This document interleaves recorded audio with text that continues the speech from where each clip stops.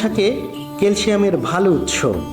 দৃষ্টিশক্তি বৃদ্ধি করে, হজম শক্তি বাড়ে, রক্তশূন্যতা দূর করে, ক্যান্সার দূর করে রাখে, কিডনি সমস্যা দূর করে, চুল পড়া কমায়। তাছাড়াও লাল শাক রক্তের কোলেস্টেরলের মাত্রা স্বাভাবিক রাখতে সহায়তা করে, ফলে হৃদরোগের ঝুঁকি কমে। মস্তিষ্ক ও হৃৎপিণ্ডকে শক্তিশালী করতেও লাল শাকের ভূমিকা অনেক। আসুন আমরা লাল শাক সম্পর্কে জেনে আসি।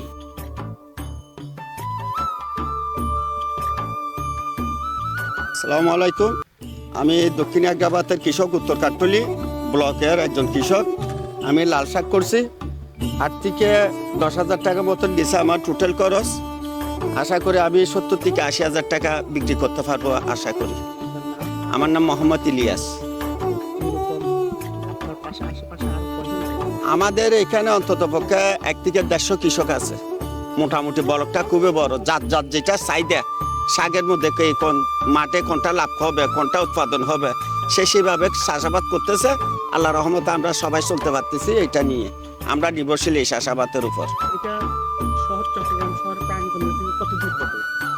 আমাদের সিটির মধ্যে আছি আমরা, অন্তত পক্ষে নিউ মার্কেট থেকে 30 থেকে 35 কিলোমিটার দূরে হবে এটা।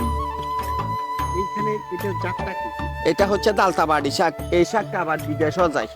আমাদের এখানে ফ্যাক্টরিরা, আমরা বাজারে যদি 1000 টাকা বিক্রি করি, ফ্যাক্টরিরা 1400 টাকা 1500 টাকা দিয়ে অর্ডার করলো, এরা কিনে যায় মাঠ থেকে।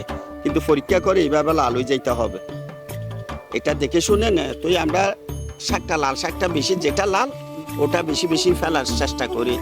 আর যে কোনো টাইমে 2 টাকা দাম বাড়তি পাওয়া যায় প্রতি মুঠির মধ্যে, 2-5 টাকা কেজির মধ্যে বাড়তি পড়ে।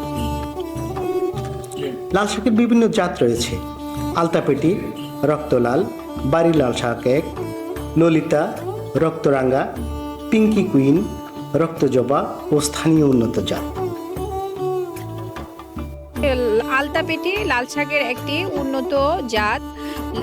এটা অন্যান্য লাল শাকের জাতের চেয়ে এর রং হচ্ছে সুন্দর লাল, যেটা ক্রেতা পর্যায়ে অনেক আকর্ষণীয়। এর পুষ্টিগুণও অন্যান্য লাল শাকের জাতের চেয়ে অনেক বেশি, ক্যালসিয়ামের পরিমাণ বেশি থাকে।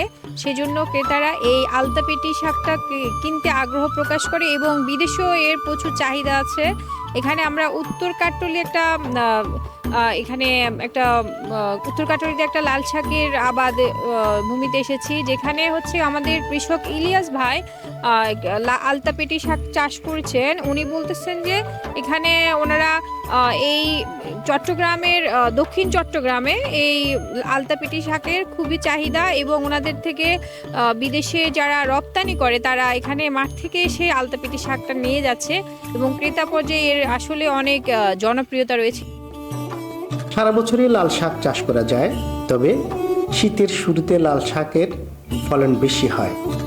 প্রায় সব ধরনের মাটিতেই সারা বছর লাল শাক চাষ করা যায়, তবে দোআঁশ ও বেলে দোআঁশ মাটিতে লাল শাক চাষের জন্য সবচেয়ে ভালো।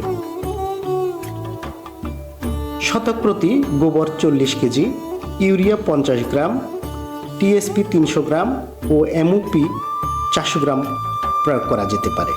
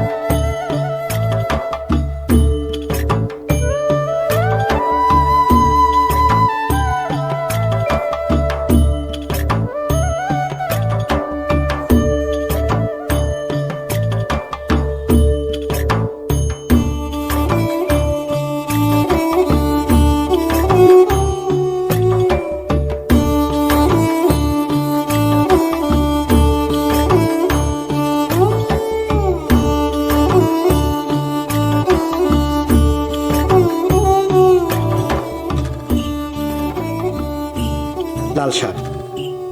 লাল শাকে প্রচুর ভিটামিন এ, বি, সি ও ক্যালসিয়াম পাওয়া যায়। লাল শাক সুস্বাদু ও পুষ্টিকর, তাই ছোট বড় সবাই এই শাক খুব পছন্দ করে। যেহেতু এর চাহিদা সবার কাছেই আছে, তাই লাল শাক চাষ করে পারিবারিক পুষ্টির চাহিদা পূরণ করার পাশাপাশি অতিরিক্ত উৎপাদন করে বাজারে বিক্রি করে বাড়তি আয় করা যায়। এছাড়াও দেশের চাহিদা মিটিয়ে বিদেশেও রপ্তানি করা যায়।